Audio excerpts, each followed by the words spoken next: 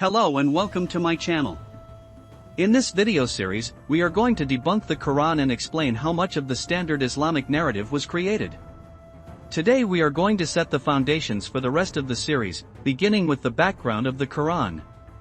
Let's begin with some logic. If a person shows a book to someone else, and he claims that the book contains the literal speech of God, he'd be laughed out of the room immediately. Only Muslims claim that about their book, which they take on faith. However, the rest of the world knows full well their book is man-made. The research done by scholars and aficionados over the last decades proves it beyond any doubt. Works such as the one shown on the screen. A link for it is in the description. As it happened, before any notion of Islam or Muslims had developed, the writings we now find in the Quran began to appear. The main group responsible for it were the Judeo-Nazarenes. This group was an odd heretic Christian group. They believed in Moses and his scriptures. They believed in Jesus and his scriptures, although they believed in all sorts of heresies about Jesus, including that Jesus had received a gospel from the heavens.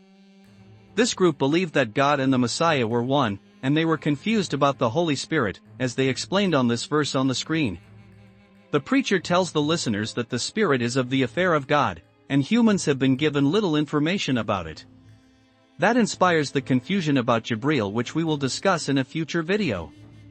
Also, the arch-nemesis of these Judeo-Nazarenes were the Jews who denied Jesus and followed the Talmud instead.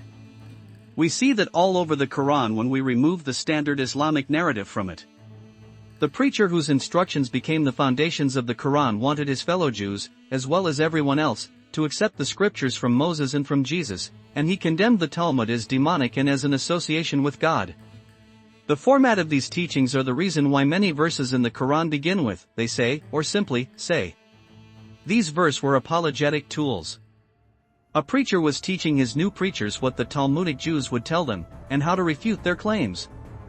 Some verses are certainly not written by these Judeo-Nazarenes, such as the many verses that talk about fighting or the prophet's wives. Those verses were nothing but gossip-like stories from previous rulers, probably Umar as discussed in a previous video, but bear in mind that the bulk of the Quran was originally from the Judeo-Nazarenes, and we need to think about the mindset of heretic Christians in order to understand what these individuals meant in every verse. In the next episodes we will prove many that Muhammad does not appear in the Quran, how his stories began to appear, why Allah cannot have children, who is Ezra, and a lot more. Make sure you like, share, and subscribe for notifications about the next coming videos. See you soon!